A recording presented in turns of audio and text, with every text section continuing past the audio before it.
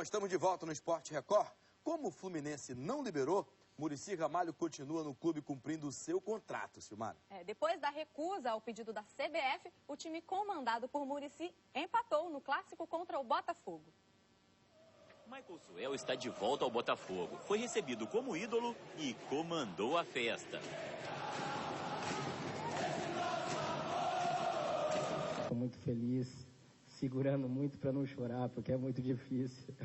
Difícil é ficar cercado por 15 repórteres. É a vida de Muricy Ramalho. Depois de dizer não ao cargo de treinador da seleção, virou o ídolo da torcida do Fluminense. Eu ainda sou do tempo que você assina um contrato, você tem que cumprir. E, cara, que não é muito comum no nosso país. E aí você pode perguntar, mas e se o Fluminense amanhã te mandar embora? O problema é do Fluminense. O domínio do Botafogo era total, até que Emerson resolveu aparecer e mostrar por que o Sheik foi contratado a peso de ouro. Sabe aquela bola cruzada que engana todo mundo e entra? Foi assim que o Botafogo empatou. Gol de Renato Cajá. A trave parou o Botafogo. Parou também o Fluminense. Aí o jogo ficou feio e nervoso. Thiaguinho sofreu falta, empurrou Marcelo Cordeiro e foi expulso. Somália fez falta em Mariano, já tinha um amarelo e levou o vermelho. Dani Moraes fez falta no meio-campo, também já tinha um amarelo e acabou expulso.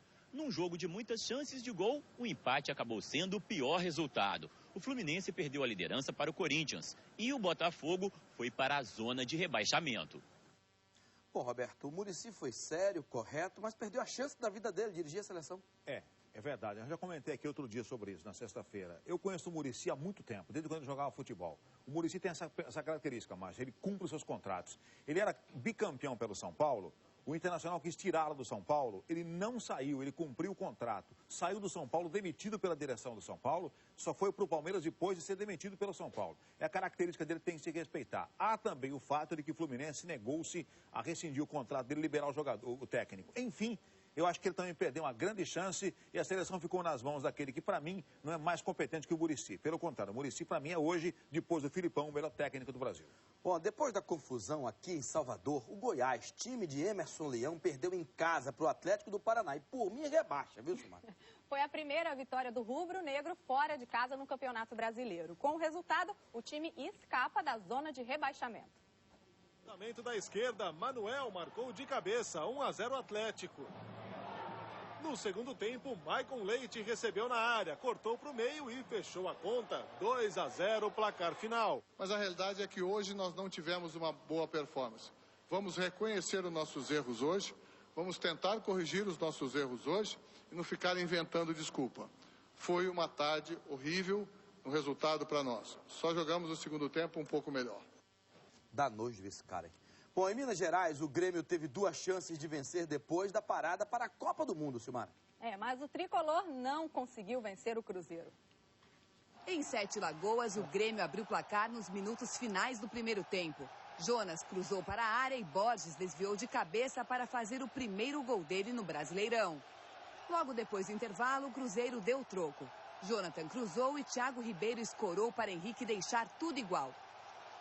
Em cobrança de falta, Jonas acertou o canto direito de Fábio e recolocou o Grêmio em vantagem. Everton cobrou escanteio e Henrique marcou o segundo dele na partida. Final Cruzeiro 2, Grêmio também 2. E jogando contra o Flamengo sem 7 titulares, o Internacional conseguiu a 4ª vitória consecutiva após o fim da Copa do Mundo. Internacional com um time misto, mas reforçado. Renan, Tinga e Rafael Sobis juntos em campo pela primeira vez. A ordem era ganhar ritmo de jogo para a Libertadores, mas não perder o embalo no Brasileirão. O Flamengo, liderado por Petkovic, também buscava manter o bom momento que levou os cariocas até a 5ª posição na tabela. E deixaram isso claro logo no começo. Mas quando a fase é boa, esse chute de Tyson tem endereço certo. Inter 1-0.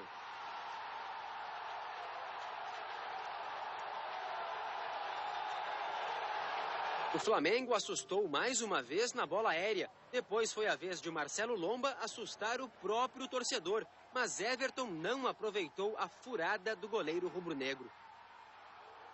Os cariocas voltaram para o segundo tempo pressionando. 2 faltas perigosas, mas nem Tete, nem Léo Moura aproveitaram. Sobis passou pelo marcador e arriscou. A bola pegou no travessão. E depois que Everton errou em bola e Renan defendeu no susto, mais uma vitória estava garantida. Clássico na Vila Belmiro. O Santos, adversário do Vitória quarta-feira, voltou a vencer após 3 derrotas consecutivas. Vamos ver.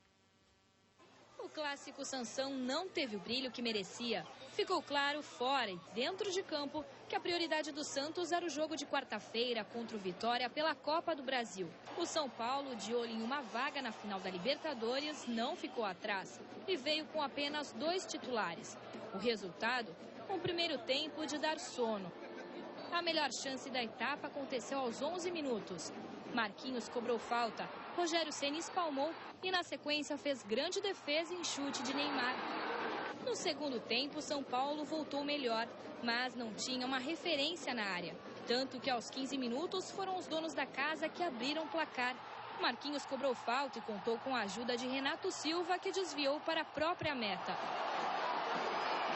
Com um gol sem graça, foi a invasão de um torcedor que chamou mais a atenção. Em desvantagem, Ricardo Gomes apostou em Washington, Hernanes e Marlos. O centroavante quase empatou a partida com esta bola na trave.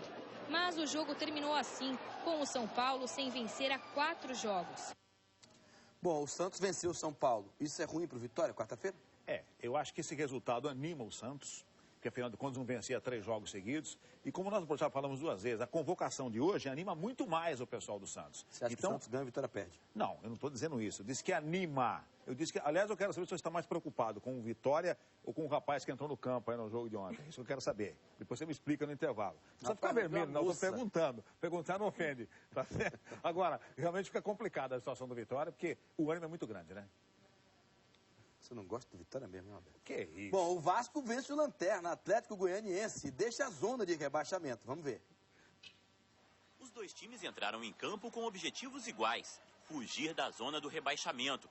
Quem assustou primeiro foi o Atlético, e a trave salvou o Vasco. Mas em casa, o time de São Januário precisava se impor, e Newton mandou essa bomba, que foi parar no ângulo. Um golaço. O time goiano não se abateu e novamente a trave salvou o Vasco. Aí veio o Jonathan e fez uma bela jogada. Tocou para Newton, que furou, mas Fumagalli não. Com a perna esquerda, ele fez o 2º gol vascaíno. O Atlético não se entregou e Tite cometeu pênalti em Rodrigo Tiuí. Na cobrança de Robson, Fernando Praz achou o canto certo. E para ficar ainda melhor, Fernando Praz fez mais uma defesa importante e ajudou o Vasco a continuar invicto sob o comando de PC Guzmão.